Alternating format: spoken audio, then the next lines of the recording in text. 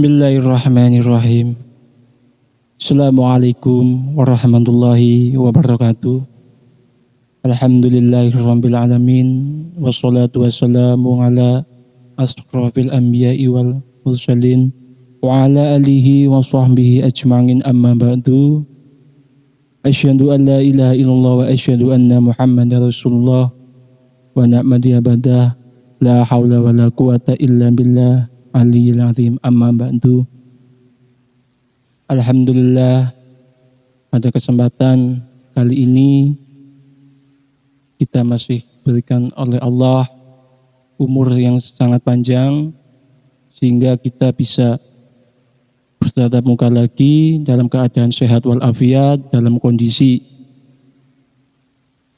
yang seperti ini, COVID-19, semoga cepat berlalu. Melanjutkan pertemuan kita yang lalu, kali ini kita akan membahas tentang pernikahan, yang mana adalah pernikahan itu suatu hal yang sangat mengasyikkan, yang sangat diimpi-impikan oleh kaum jomblo, jomblowan, jomblowati, khususnya anak-anak muda.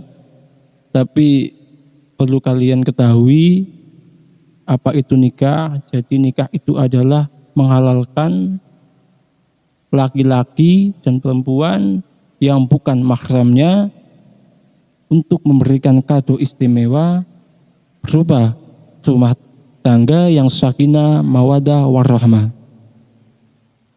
Allah telah berfirman dalam suratnya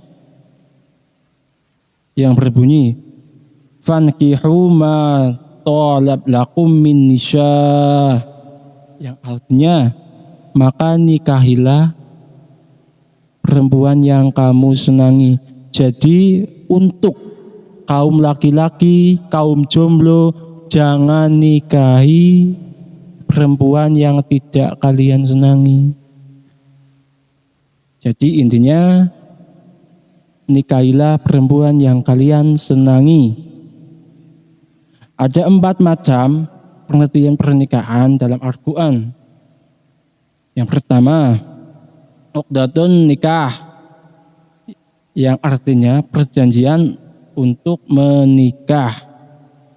Yang kedua, zawaja, yang berarti pasangan.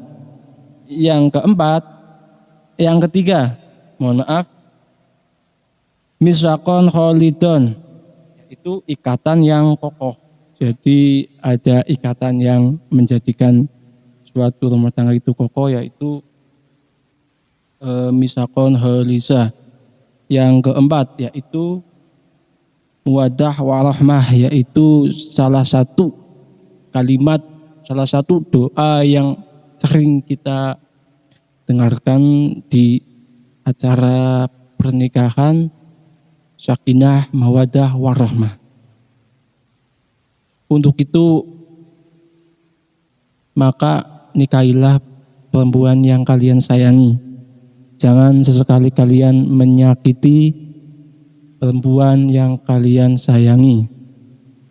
Maka untuk para perempuan, kalau ada lelaki yang bilang aku sayang kamu, aku cinta kamu, aku sangat sayang kepadamu, aku mencintaimu sampai mati, itu hanyalah bullshit.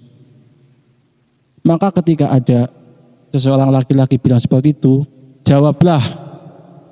Ketika lelaki itu menggoda-goda dengan rayuan gombalnya, maka jawablah dengan satu kata, nikahi aku takut kepada Allah, aku takut berbuat zina. Maka itu adalah suatu jawaban yang paling betul. Oke, untuk selanjutnya ada hal-hal yang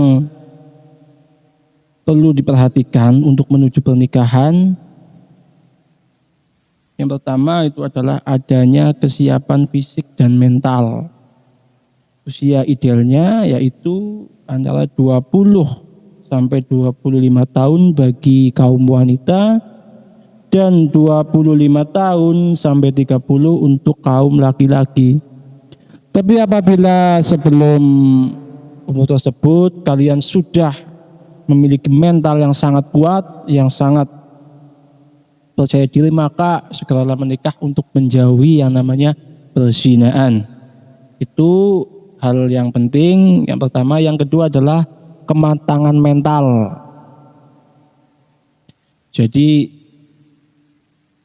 dalam hal-hal di sini peraturannya yaitu pernikahan antara laki-laki dan perempuan itu diusahakan memiliki perbedaan atau selisih minimal 5 tahun antara laki-laki dan perempuan. Jadi dalam keluarga itu bisa ada yang lebih tua, jadi ketika ada permasalahan yang namanya keluarga itu pasti banyak sekali permasalahannya, baik itu dari segi ekonomi maupun yang lain, itu harus ada yang lebih tua atau mendewasai. Terus yang ketiga, faktor yang paling penting untuk memilih pasangan. Yang pertama, kalau kita beragama Islam, maka kita memilih suatu pasangan yang beragama Islam. Jadi ketika kita memilih pasangan yang, mohon maaf, agamanya bukan Islam atau non-Islam, itu sangat tidak dianjurkan. Yang kedua, hindari pasangan yang buruk kepribadiannya. Hal ini telah dijelaskan oleh Allah dalam surat An-Nur ayat 24-26. Ya, jadi ketika kita mau menikah, maka pilihlah wanita maupun laki-laki yang berakhlak mulia, beradab mulia, yang taat kepada Allah Subhanahu wa taala. Terus yang ketiga, tetap memelihara kesucian diri dari pergaulan, karena pernikahan adalah ikatan suci. Dalam proses memilih pasangan, tetapi menempuh jalan yang kesucian. Sabda Rasulullah Shallallahu Alaihi Wasallam, yang artinya Jabir bin Abdullah berkata, Rasulullah Shallallahu Alaihi Wasallam bersabda, barang siapa yang mengaku beriman kepada Allah di hari akhir, maka jangan sesekali berhalawat antara laki-laki dan perempuan tanpa disertai mahramnya, karena yang ketiga di waktu itu adalah syaitan. Di sini yang suka berdua-duaan dengan lawan jenis di tempat sepi siapa? Itu tidak boleh dilakukan lagi, karena apa? Yang ketiga itu adalah syaitan, iblis, bisa menyebabkan kalian ke dalam jurang keburukan atau kezinaan. Oleh sebab itu Rasulullah dan Allah melarang kita berdua-duaan dengan lawan jenis di tempat yang sepi, yang bukan mahramnya. Kalau sudah dinikahi, kalian bebas berdua-duaan dimanapun, maupun di kamar, di mana itu terserah kalian, ya. Terus selanjutnya yaitu hukum pernikahan. Jadi ada salah satu dari kalian yang menanyakan, Pak, hukum dari pernikahan itu gimana? Yang pertama itu satu, jais atau mubah. Nah, hukum ini adalah hukum asli pernikahan, yang artinya bagi yang sudah memenuhi syarat ia berhak menikah. Jadi ketika ada seorang laki-laki sudah berumur 25 tahun dan si perempuan sudah umur 20 tahun, keduanya sudah memiliki fisik dan mental yang kuat, maka disegerakan untuk menikah. Yang kedua yaitu sunnah. Hukum ini berdasarkan pemahaman bahwa siapa saja yang mampu memenuhi syarat nikah namun tidak khawatir berbuat zina, ia disunahkan untuk menikah.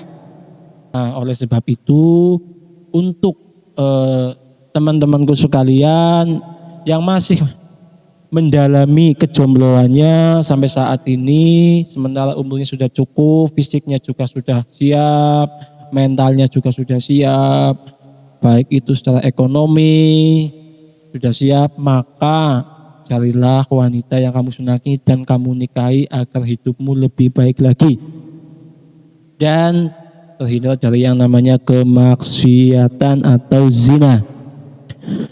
Terus yang keempat adalah makruh. Nah, yang ini mempunyai keinginan menikah tetapi belum mampu memberikan nafkah atau sandang, pangan dan papan. Jadi ada seseorang laki-laki maupun perempuan yang sudah ingin menikah tetapi ia belum mampu atau si laki-laki belum mampu menyukupi kebutuhan istrinya, baik itu sandang, pangan, dan papan, maka itu hukumnya makruh. Yang kelima yaitu haram. Hukum ini dikenakan bagi siapa saja yang menikah namun mempunyai maksud yang buruk, baik itu pasangannya maupun diri sendiri. Jadi di sini dijelaskan bahwasanya kalau ada seseorang yang menikah tapi dengan tujuan yang tidak baik, itu hukumnya haram dan tidak diridhoi oleh Allah Subhanahu wa taala. Untuk itu kita sebagai manusia diharapkan menghindari yang namanya kemaksiatan, menghindari yang namanya perbuatan zina, dan dianjurkan untuk yang sudah memenuhi segala syaratnya untuk menikahlah seperti anjuran dari Allah Subhanahu wa taala dalam surat An-Nisa tadi, yang artinya maka nikahilah perempuan yang kamu senangi. Cukup sekian dari saya. Bila ada kesalahan kata maupun salah dalam pengucapan, baik itu ada kalimat yang kurang, saya mohon maaf. Terima kasih. Wassalamualaikum warahmatullahi wabarakatuh.